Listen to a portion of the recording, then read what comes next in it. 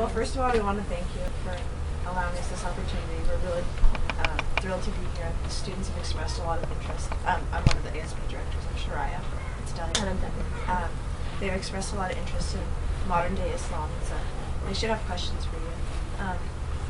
It'd be really nice maybe just to give a little background about yourself to some of the students, because they may not know too much, so that would be maybe a good place to start. Me? Yeah. Maybe Saeed can do it for you. He's your student. Saeed wrote the bio for you, right? Which bio? The bio for the Encyclopedia of Modern Muslims or something like that, or top 100 Muslims of the world. Well, I don't know, I remember what was the... It's the Encyclopedia of the American Muslim History in the United States. So, written the entry about it says, well, shall I... I mean, there's no... I'm not a big fan of labels. I'm a student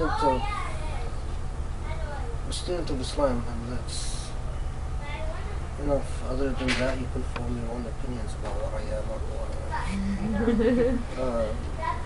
There's a lot of information about me in public venues that you can read. You can believe whatever you want. It doesn't make any difference to me. Can we go around the room? Talking about me is boring. Maybe we can go around the room and like everyone can introduce themselves and say like what they're interested in and what they're hoping to find out. Mita. Why did you request that in this meeting? Sorry? Why did you request the meeting? Why did they request the meeting? You introduce your tribe and I'll introduce my tribe. I'm Alia, and I'm taking this, so I signed up for this trip because I wanted to learn. I mean, I have a lot of Muslim American friends, and part of my family is Muslim, and I wanted to get to know more about the culture in the United States and sort of think about a lot of the misconceptions that people have about the Muslim community in the United States. Are all of you Muslim or? No. They're all non-Muslim except for Shariah and I, who are leading the trip. Oh, I see. So this is not a Muslim group. No. Okay.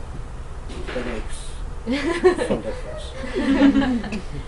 So we actually were brainstorming when we were eating lunch on the way here, what questions we wanted to ask you, and I think my question was about the role, the democracy, especially like in light of the recent Middle Eastern protests, and how democracy sort of fits in with Islam, because I know that a lot of like Western thinkers, like pundits, will say things like Islam is not compatible with democracy, etc., and that Christianity is, and like I don't really see how like one is more or less, and I don't really know all the facts. So I wondered if you could talk about how you see like government in Islam and like sort of like the idea of like a secular or not democratic movement in the Middle East. Other people introduce yourself and why did you join this trip?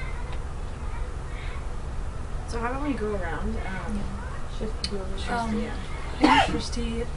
I'm from Nepal, and I was primarily interested in this trip because I did a project for a class. It was on Muslim women, and I really got to like know different things about like feminism and women in general. And then, so I just thought I would explore this topic further, and this trip would help me do that. And you're not Muslim? No. I would go really quick, yeah. I'm Shariah. I'm one of the co-leaders of the ASB group.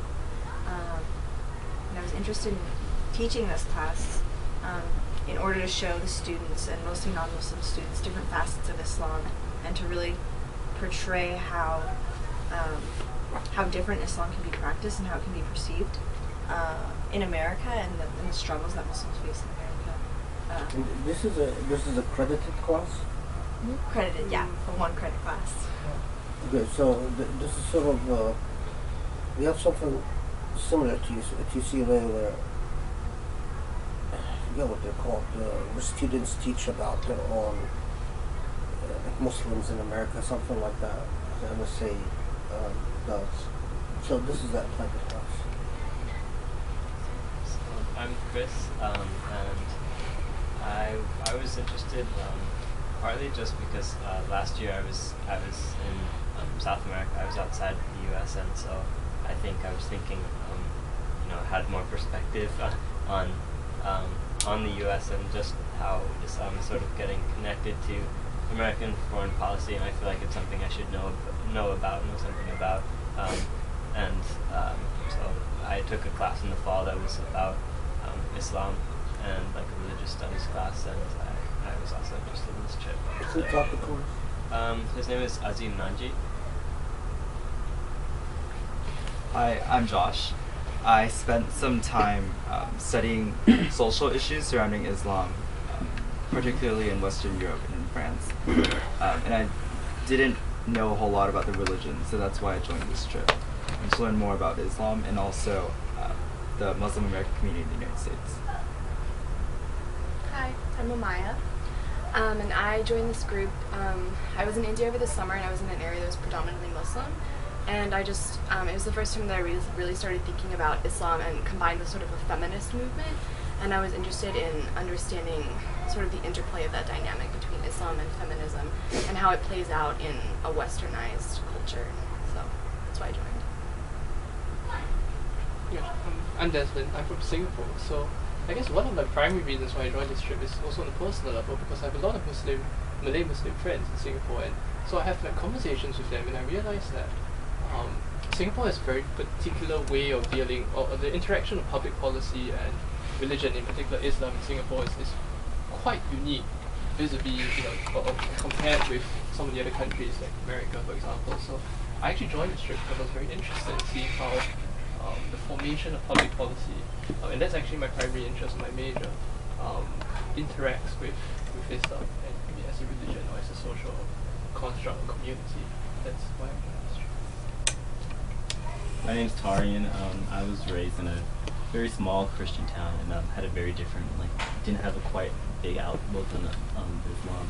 And I kind of joined this class to kind of see what the community was like at Stanford, and this idea of learning about a different religion this text. And recently, it's become more of an interest of the movement of blacks back to being Muslim, and I kind of wanted to see the road, kind of get a sense of where I wanted to stand on religion, and trying to maybe find where I wanted to be. I'm Sarah, and I took this class because, one reason is because I'm from New York City, and there was a lot of controversy before I left about the Park 51 Sense Community Center. I wanted to hear more about people's perspectives, especially Muslims, and also because my best friend at Stanford is Muslim, and I was just very interested in her culture, and she just introduced me to a lot of things I didn't know, and I thought I would explore that more. So I'm Dennis. I'm also the leader for the trip, and so one of the reasons I chose to teach this class was to help expose people to the Muslim American dynamics, and to help really dispel the misconceptions that people have about Muslim Americans and expose them to the political and social dynamics here in America.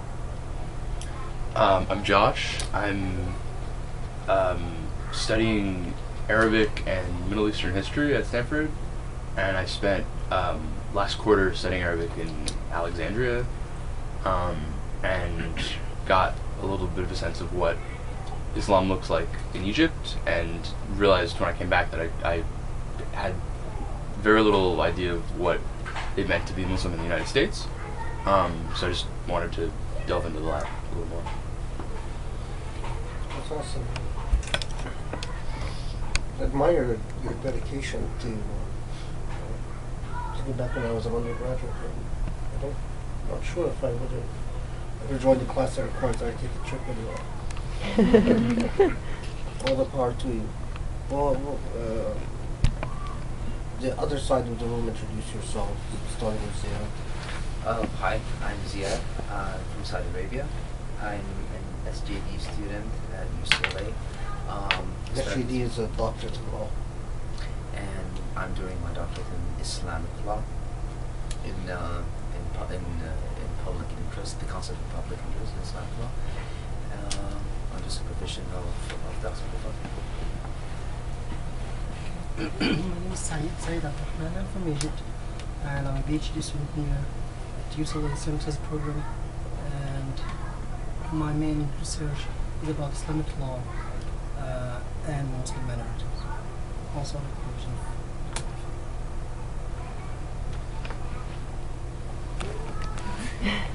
Okay, I kind of already introduced myself, but I'm Dana. I was Professor Fadl's student at the law school. I got my JD in May, and now I'm his assistant. Why This did is you Nora. skip over a silent This is Nora. Nora's shy. I will introduce Nora for her. Yeah. My name is Nora. I'm Said's wife. We came here like 5 years ago, and it was interesting to live in this community and meet other people who doesn't know the right picture about Muslims, and especially when you are a woman and you deal with them. So it was interesting for me to live here. That's it. All of you know Grace?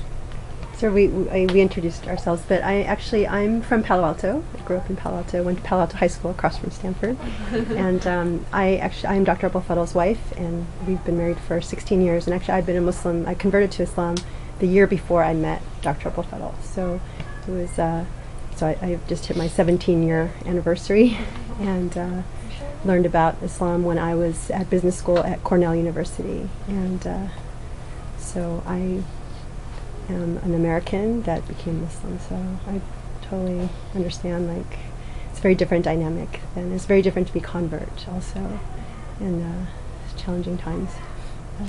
Well, it's okay. So this helps orient me.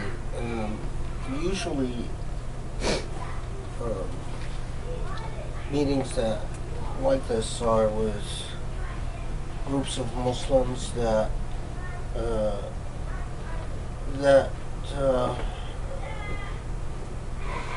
are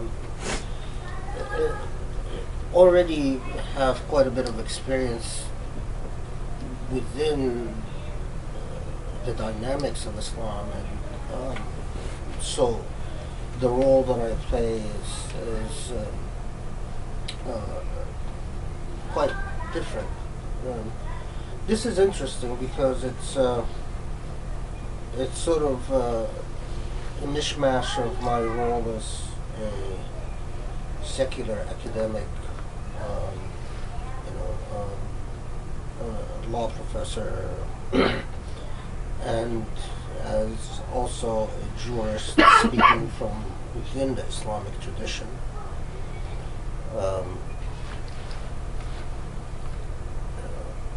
So I mean, it definitely has its unique position. I haven't taught undergraduates in a long time. The last time I taught an undergraduate class was at the University of Texas. And I left undergraduate teaching because I had a universal reputation of being too hard. And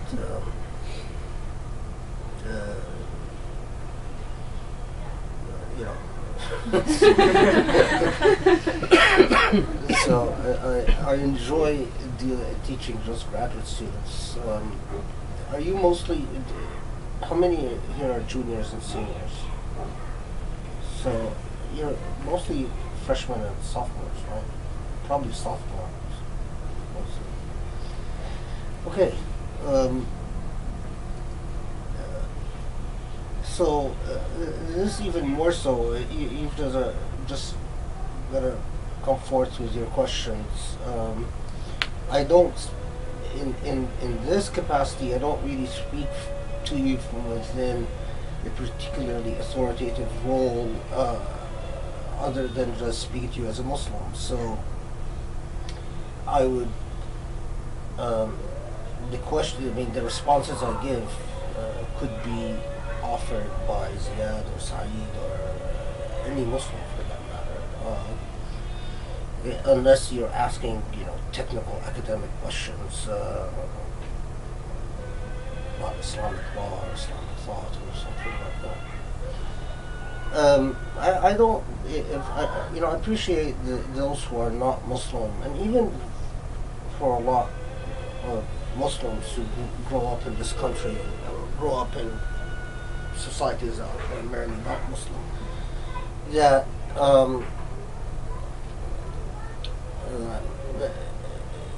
trying to already you show a level of cultural sensitivity or social sensitivity by wanting to know something more than what you pick up in public discourses about the Islamic tradition. But it is it's I can fully appreciate that it's a challenge to try to fetter out and make sense of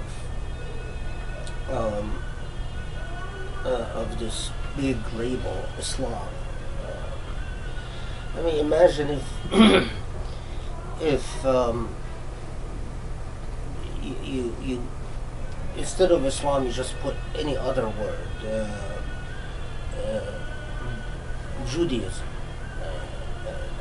I mean, no one, I think, intuitively, just growing up in a culture that has more experiences with Jews than Muslims, you know that it's impossible to wrap up Judaism in a course or 2 or 10 or 20, and you just intuitively know that Judaism is a long span of history with various orientations and tendencies and schools of thought, and same with Christianity. I mean, imagine if you're in Egypt and someone, a group sits with you and says, "Well, explain to us what Christianity is all about." Whatever you say is by definition inaccurate and imprecise, and I think that's just the nature of all things human. Even Islam, religion that is rooted in the Abrahamic tradition. So when we talk about Islam, we talk beginning from Adam and Eve to Abraham, to the Abrahamic prophets, to Muhammad, to the post-Muhammad period, 1400 years of history, to more than 1 billion people in numerous cultural contexts and orientations. So you're talking about a phenomenon that's quite, I've been Muslim all my life, and I feel that I haven't scratched the surface of anything. Maybe when I was your age, I was hoping someday to reach a eureka point where I say, aha, and all fits in. Maybe. I don't really remember, but I think I had, moments like that of exuberance and so. But at my age now, I know enough to know that I don't know anything. You learn enough to realize that after you've read thousands of books and lived many experiences and so on, that just no matter what you learn, there's tons more. And this applies to not just Islam, but even my field of specialty, Islamic law, but everything in my life. American law. I'm a law professor in an American law school. I'd say that the longer I've been a law professor, the more I realize that the oceans that represent American, proverbial oceans that represent American law, are endless. Same thing towards Christianity or Judaism and so on. This is not a point of despair, it's a point of humility. At the beginning of any point of learning is a level of humility. If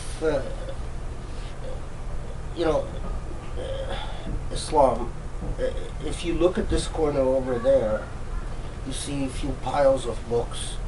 All of these books, this is my Islamophobic collection. These are the books that are sort of the bestsellers these days, and they're the ones that tell you, you know, their authors tell you that they figured out Islam and they know it is an evil religion or the truth about Islam. You know, they're going to tell you what the real story is with Islam and so on. And it's fascinating because it's all of the Islamophobic books. You've read one of them, you've read all of them. They pretty much say all the same thing, while all the books that actually offer something useful, like the other books on the rest of the room, and the books that are downstairs, and the books in the outside library, and the books in my den, and you know, just the thousands of volumes.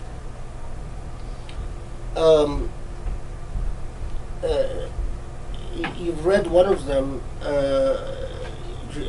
you feel that you read to be 100 more. And that's not something specific to Islam, but it's something that in our, all too often living in this society, we forget about Islam. So, you know, it's still, it's quite baffling. Those who are sure what Sharia law is or Islamic law is, or those who think they know what Arabic culture is, or what Islamic culture is, or what the Muslim mind is, and so on. That tells me a lot about the limits, intellectual limits of these individuals and the actual topic that we claim to study. Generally speaking, people project their intelligence onto subjects they study, and the more intelligent you are, the more you will see your subject in shades and nuances, and the more modest in your acumen and analytical abilities, the more you will project a flattened picture of your subject. Put it bluntly, smart people see, when they study anything, they see complexity. Stupid people, when they study anything, they see a basic, fundamental message. And that's why also smart people, when you talk to them after writing a paper or after writing an exam, they're always, most often, actually if they're really smart, actually always, if they're actually smart, they'll be not sure about how well they've done things, and they say, well, you know, this question is difficult, we try to answer this and say this, while stupid people are always very confident that they've done well, and they always get the worst grades. This goes back to this topic of, you know, the Islamophobic. The thing about all these authors is that they think they know. And the thing that's common to all of them is stupidity and ignorance. They just, and it's not because it's because they, you know, whether innately created this way or they don't command much of themselves. It's just they don't see much complexity in what they talk about. I could, you know, I can understand an author who projects their limitations onto their text when they write something. But what I find very troubling is a reader that picks, that prefers or selects the stupid over the intelligent. That I find quite troublesome. So it doesn't speak well, I think, of our society that many of these books are hot bestsellers, and the authors make a lot of money writing the other things. While the rest, so many authors that write what we call academic works, usually nuanced and takes a very long time to write and very well researched and so on, are usually books that sell very little and read by a class of specialized people. Other than just, I don't want this to turn into a message of despair, so I'll stop here and see what you hope to achieve from this meeting. What can I tell you that would be useful in your studies or in your school or in your life? Or what can I tell you that would not be useful?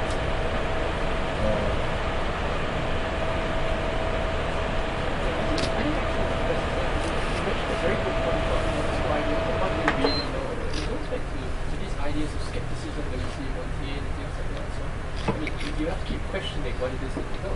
But, I mean, you also mentioned something about the reason why these books are very good, I mean, they're bestsellers, and the reason is because, I mean, very flat and very plainer views of say, Islam, or any topic matter, for example, are also very central, therefore very readily accessible by society. So, I mean, during class, we actually watched a video of some I think about 6 months ago, there was some protest outside the Islamic Center during a gathering where there were people from like Westboro and people from Orange County and so on and so forth were protesting,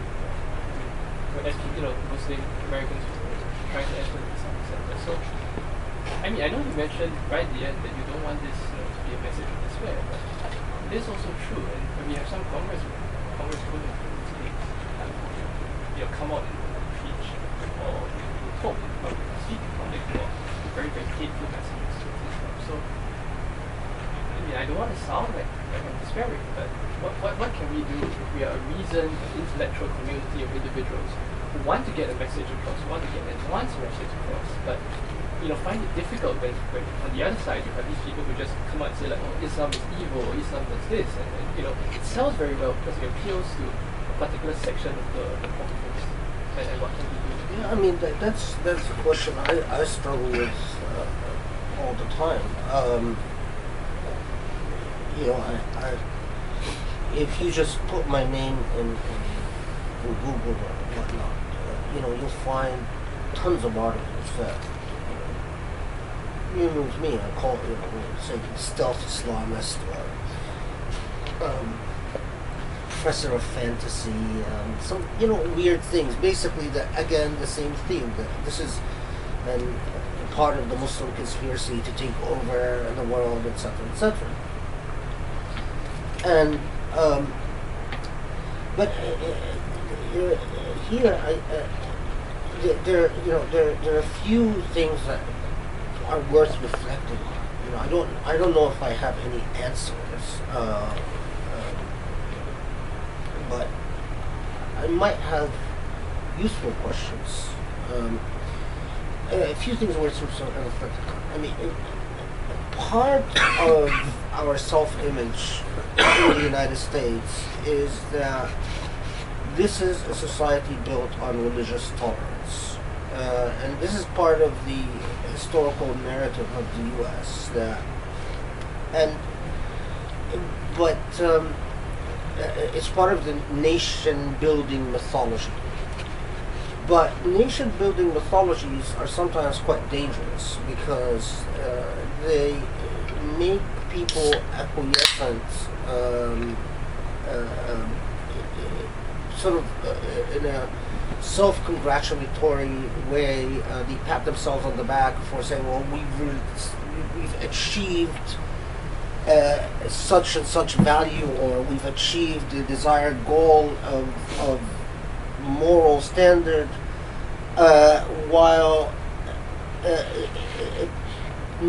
the lack of self-critical insight makes them the embodiment of the very antithesis, the very opposite of that notion. So, the notion that the nation building mythology that the United States is a society that embodied religious tolerance deserves being interrogated, and the extent to which indeed the United States can learn from other societies that don't have that type of mythology.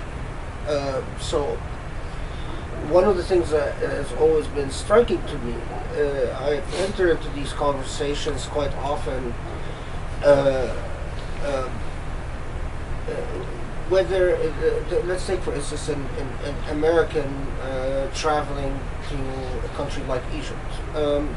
Quite often the American will have the attitude, and this is, we're talking about the baseline, quite often, not always, but often, it will be the attitude that, well, if there's anything to teach about religious tolerance, it's me who's going to be doing the teaching. While I think that I would submit that indeed, if a person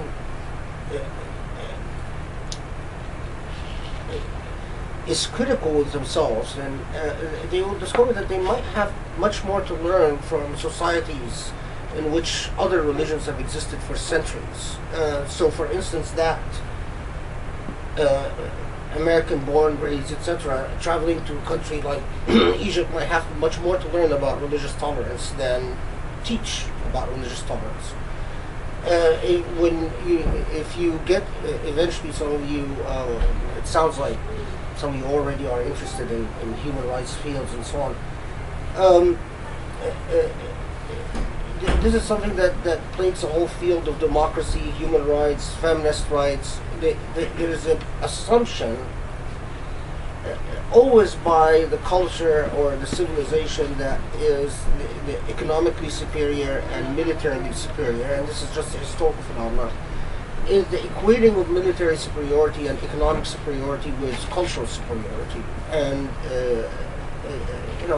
going back from the days when the Romans thought that they have everything to teach to the barbarians and the Huns and nothing to learn from them. While centuries later we discovered that the civilization of the Huns or the Goths, for instance, the term Gothic comes from the tribal Goths who rebelled against the Romans in the famous Gothic Wars. We discover centuries later that maybe Gothic culture was far more interesting than Roman culture, and far more nuanced and complex and rich, or that Hun culture was definitely far more layered. This dynamic is redundant and repetitive in history. Every time a society rises economically and militarily, they tend to see the rest of the others with a flattened picture, and which eventually catches up with the dominant civilization, sort of defeating it through its own ignorances. But it takes, of course, quite often a very long time. So the point is that even in fields of feminism or democracy and so on, you will often find that there's a standing assumption, quite often subconscious, unspoken,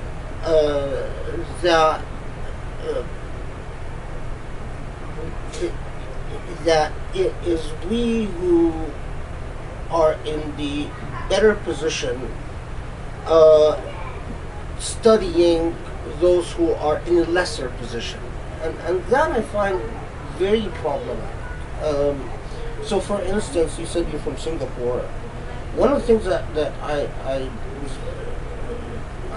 spent some time in Singapore, and I was found their approach to the whole question of religion quite fascinating.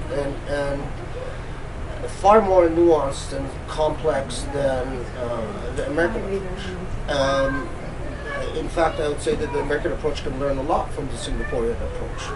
Even the way they approached fanatic or fundamentalist Islamic groups was far more nuanced, but far more constructive. And you can take the Singaporean example and you know, multiply it to so many situations.